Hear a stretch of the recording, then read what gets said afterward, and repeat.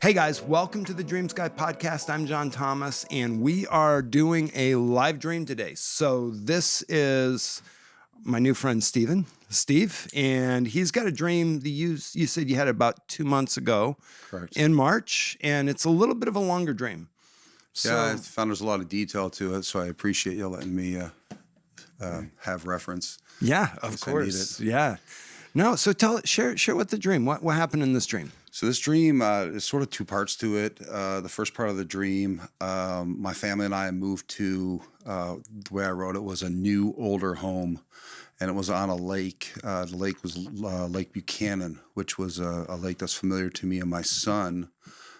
We fish on it often, and so we moved on an island in the center of this lake, which there's no islands on this in the natural, but the land was about an acre or so.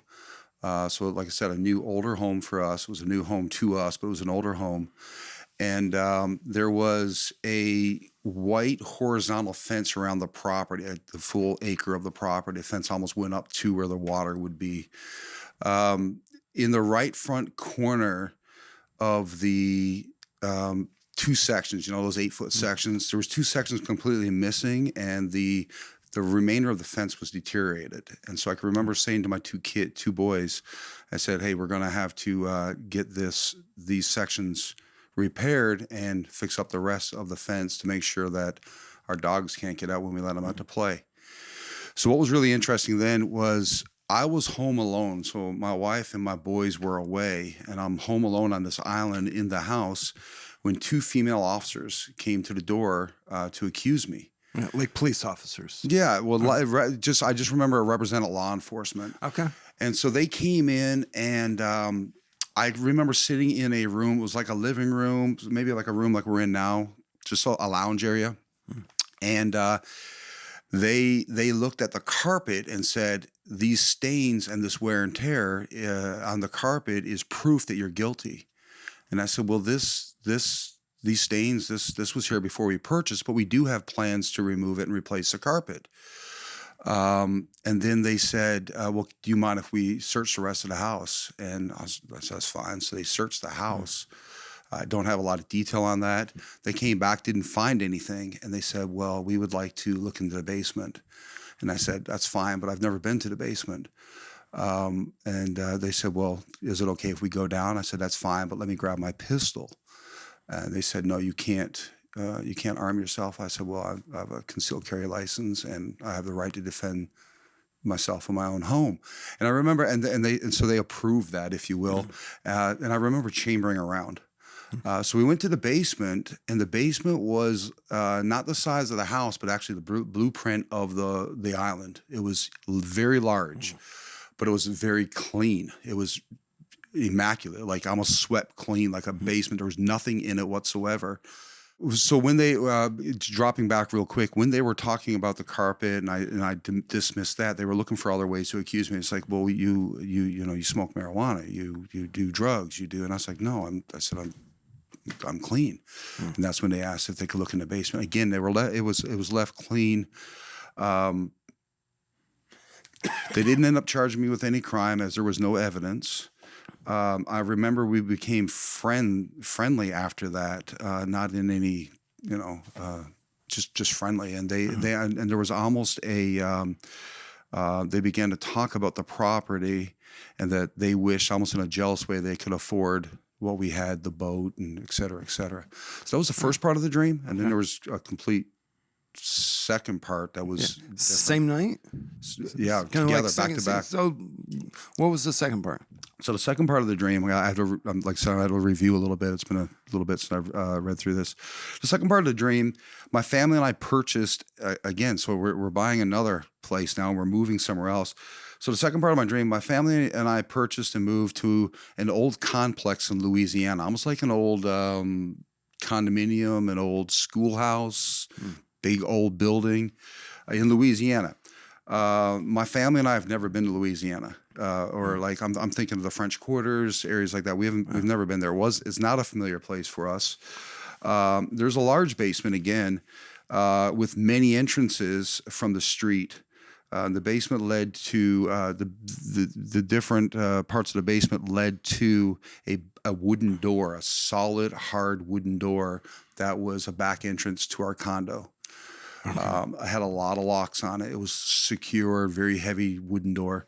So specifically to where you were living. So like your not the condo building, but your specific condo, your home, where you're going to be living. Yeah. So this condo in Louisiana, it's, I know. I'll tell you. We'll get to that in a little bit, but we're on the third floor. Okay. And so there's many entrances through the basement. So the basement's almost like it's street level, so you can walk in, but from the basement you can get to all the condo doors, the back doors. Okay. That makes sense. Okay. Okay. And so that's why there's a little more in this one. So I'd read it. The door was wooden with many locks, and it was secure. Criminals and homeless lived in the basement. The basement was really dirty and full of trash. A lot of criminals and homeless lived in this space. I remember going to the office, which in the dream represented legal authority to me again, and requesting that the basement be cleaned up and it be made safer. I remember being laughed at and pushed away, like they didn't have time for me. They were bothered, like nobody had ever requested this before. They laughed at me, and while I was away, from the house, my wife and children were home. The criminals and the homeless, these people from the basement, started beating on the back entrance door. And they couldn't get in, but my wife called me just calling out for help, saying, "You must have upset whoever it was in the office, and they're sending these criminals after us, to torment us. And I need you to come home." So I remember frantically running from I don't know where. I ran to the building. I remember getting into the building, but I couldn't find my way to the front door. And I was asking for help, and people were directing me to the fourth floor and to the second floor. And I was being directed in all the wrong directions. And finally, I found my way to the door. And all I remember are the door numbers. It's kind of suggestive, but the number on my door was between 332 and 334. Okay. There's only one number between that, but the number wasn't on the door. So when I got to the front door where I was supposed to be, it wasn't the right door, and the numbers weren't there. Okay. So I don't recall. Again, I wrote down. I don't recall what apartment number it was exactly. I just remember I couldn't find a door to help my family. I woke up, but when I did wake up from the dream, something that was really important to me is I did wake up in peace. Okay. Yeah. Because in the dream, that was not the case. But as soon as you woke up, it's very different. Okay. All right. So let's see how much of this we can remember. So the first dream, you're moving into this new home that you'd gotten, which is on Lake Buchanan. Correct. Which is a place that you know in waking life because you go there, you fish there with your kids, with your sons specifically. And you're buying this property, which is actually an island on the lake, but in waking life, there is no island on this lake. Correct. But this is a large, like a full acre property, and it's got a white fence that goes all the way around it. And there were a couple sections in one of the corners where the fence was broken down. You're pointing it out to your boys and saying, "Hey, we're going to need to fix this. We're going to need to clean this up because if we let the animals out, they're going to be able to get out. And so we're going to need to take care of this." And scene shifts. When the scene shifts, you're in the home, you're by yourself, your wife and your sons have gone off, they're doing something, and two officers come to the door, both female, and they're there to accuse you.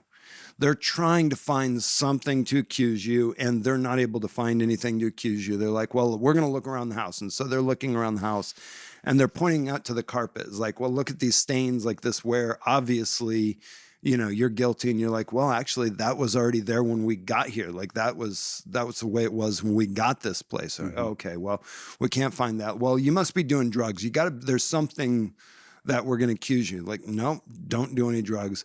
Well, we're going to look around a little bit further. We're going to go look in the basement. And you're like, well, I've never been to the basement. I haven't been there since we got the house. But I guess if you want to go look, I'm going to go with you. And he said, because I've never been down there, I don't know what we're going to encounter. I'm going to bring my pistol with me. You're like, no, you can't bring a pistol. Like, we're police officers. You're like, well, no, I actually have my conceal and carry, and it's legal for me to protect myself in my own home. Like, well, I guess you're right. And so they let you have your pistol. You go down into the basement. And in the basement, it's huge. It's like the size of the whole island, not just the size of the house. But everything down there is clean and swept out like a good, clean basement.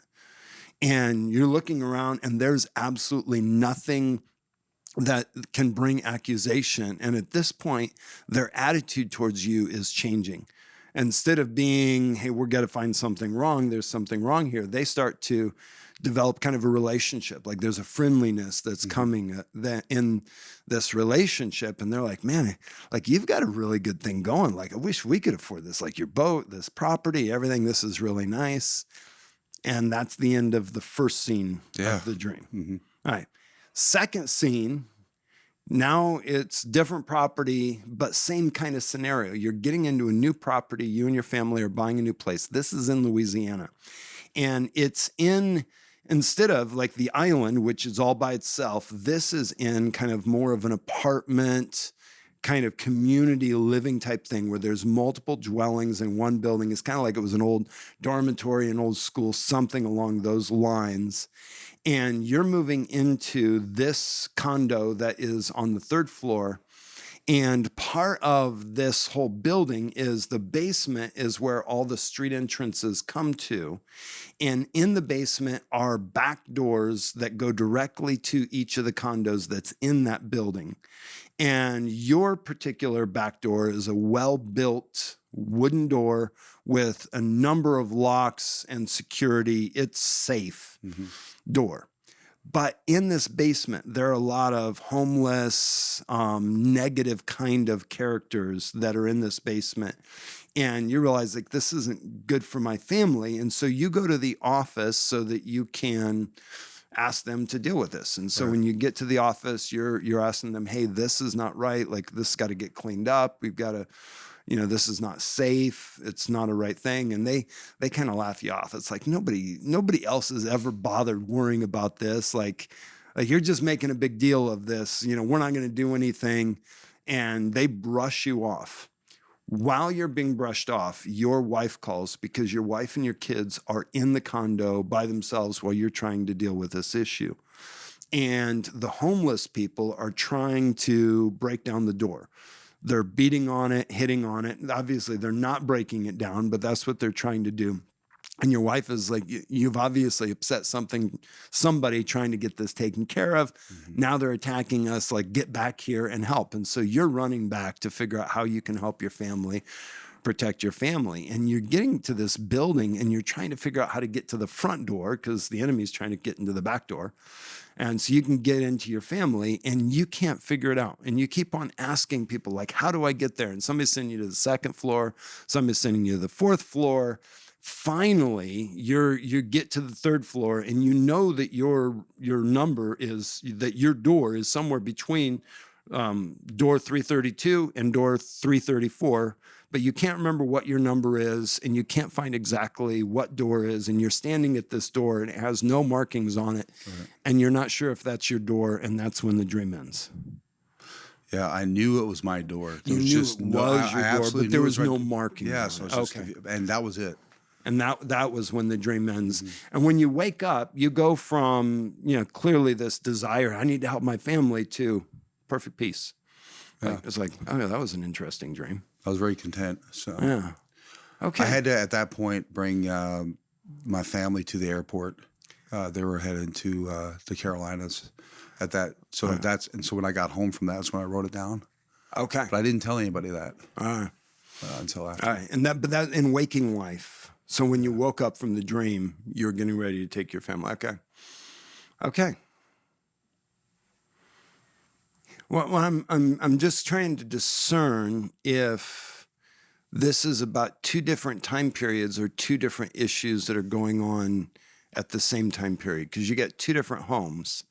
Homes a lot of time talk about your life. And both of these, your family is related, but there's nothing else that's key. So this is about your family life. This is about family dynamics and what it's talking about. And the first one was a season where in some ways that felt like there was some isolation, like there's not as much going on socially, but there was a lot of favor from the Lord and a lot of favor that was given to your family. And you had some boundary issues that needed to be dealt with, but you recognized you wanted to deal with them. But the enemy started trying to bring accusation. There was some false accusation that came against you, but there was nothing there to actually accuse. And it took a while for that recognition to come. But the very ones that initially started trying to accuse you ended up developing relationship with you and recognizing the favor of the Lord that was on your life. That's that first dream. So the officers, people that have some kind of authority, whether this is a work situation, church situation, but looking for that place of accusation, but not able to find it. And specifically, it's interesting because it was the basement. The reason that basement was the size of the whole property, not just the size of the house, is it's about the foundation that your life is built on, not just your family life, not just one aspect, but the foundation that your life is built on. Like there's some things that before that time, you hadn't really looked at very closely, but you found out that your foundation was solid and your foundation was clean. But there's a new season that you've come into. And I just, as I'm thinking about it, it kind of feels like there was two different seasons. Like that was a season, but there's another season that's either now or coming soon, where there's a lot more social interaction. You're a lot closer to other dynamics, other families, other things. And so there's interaction, I guess, is the best word. There's going to be a lot more interaction, but it's different. It's not something that you're familiar with. Louisiana is not a place that you're personally engaged with, you're personally living. So it's something new. It's a new thing that's going to be going on. Third floor, 3 is usually a good thing. It has to do with God, the Trinity, God the Father, God the Son, God the Holy Spirit. Paul talks about the third heaven. So there's this connection in 3 that has to do with something of God, something that is positive, something that's good. And is seemingly, even though there's no sign for 333, it seems like that's the door that you're on, which I actually think there's another meaning to that, which we'll get to in just a second.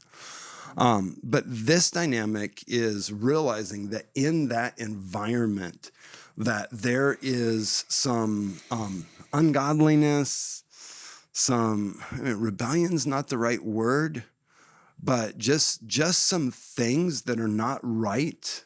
It's not your family, but it's the environment. Some things that are not right that haven't been dealt with. And actually, I wonder if these are different church environments. Just curious. I'm not 100% sure on that one, so we'll talk about that in just a second. But in this particular one, these issues, the homeless people, the drug dealers, drug addicts, that kind of idea, it's ungodliness that's just been left unchecked, and it needs to be dealt with. And you going to the leadership, going to those that have the authority to deal with it, and they don't see the value of actually dealing with it. They don't want to deal with it. And actually, you're trying to deal with it makes your family a target because you've made a stand for righteousness. And the target doesn't necessarily come against you, but it comes against your family. And you've been trying to figure out how you can safeguard your family in the midst of the spiritual warfare that's going on. Does that make sense? It seems like it probably makes sense to you. Yeah. Yeah. Yeah. Wow. So what are your questions? What are your thoughts? Or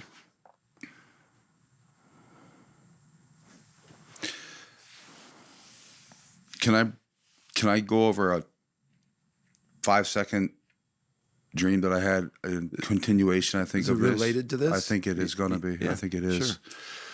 sure. So about a week ago, I was standing at the end of a runway, and there was roads, like overpass.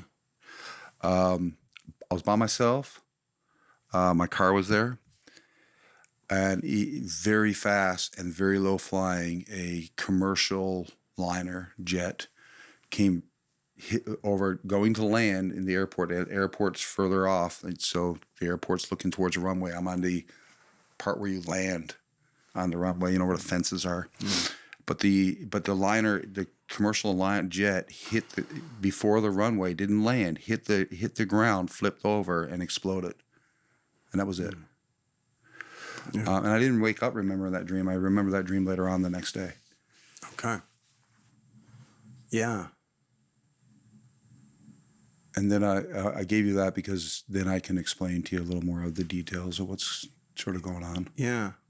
Well, I mean, the thing about the commercial, again, it's about other people, not commercial as far as shipping, but commercial as far as passenger. Yeah. And recognizing like you're at a place where people are supposed to be able to find a way to land in their destiny, but it's actually not happening. People are being harmed and they're not reaching safely their destination, their destiny. Right. They come in too fast and flip over and don't actually land safely to get to where they were supposed to be going. Okay.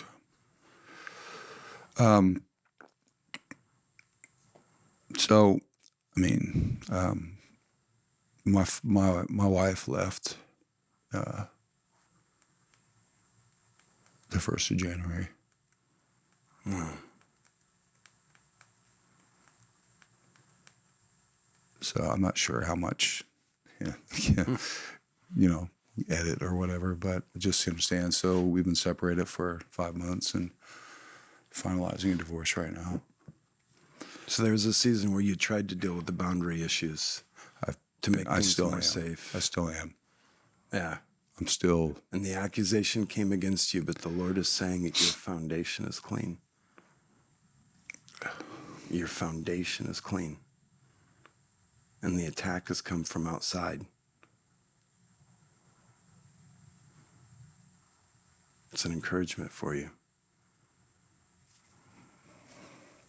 Okay. Yeah. Wow, man. Sorry. No, it's been a tough season, but it's also been a really good season in a lot of different ways. So yeah. But yeah,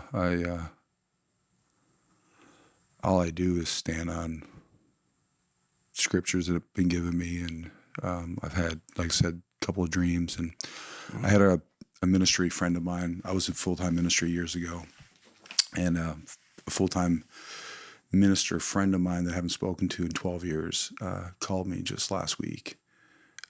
He took him 6 weeks to find my number, so we haven't talked in all that time, and it was because he had a dream about me and my family as well, and called me, and it was that's for another time, but it was it was encouraging. So the Lord is definitely speaking to me in this season, and has been showing me. And the second part of the dream was the biggest revelation to me of what you were saying and coming to some understanding. Yeah. I believe the first part, God, what you were saying is actually just confirmation of what's been happening. So, yeah. The apartment number, the 333.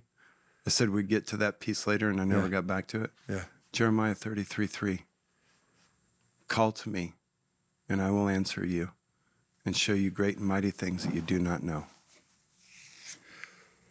That's one of the scriptures that God gave me. That one and Exodus 14:14. Wow. That was when Israel was standing before basically God was saying, don't fight. Yeah. Don't fight. Stand and see the salvation of the Lord. That was the first one he gave me. How is that? This is like, you don't understand like how real this is. Like I have screenshots of Jeremiah 33:3 on my phone. Yeah. And I did a big study about 2:30 in the morning. I woke up and God showed me that scripture.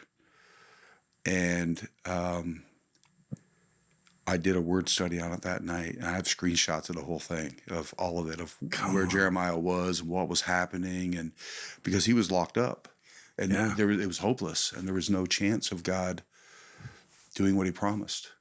It looked like it was impossible. Over. Yeah.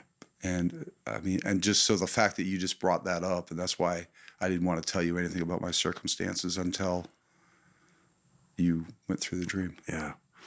And then, wow. Well, may the Lord give you strength to continue to believe.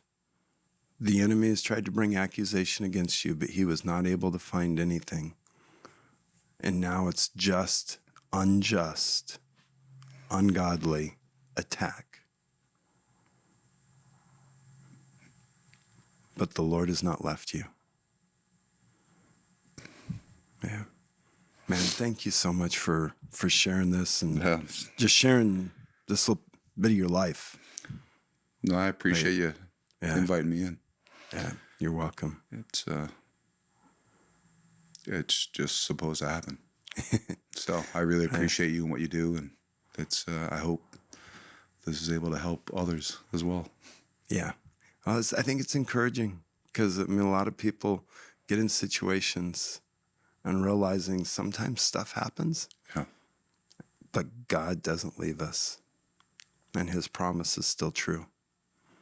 So, God bless you, man. I appreciate it. Yeah.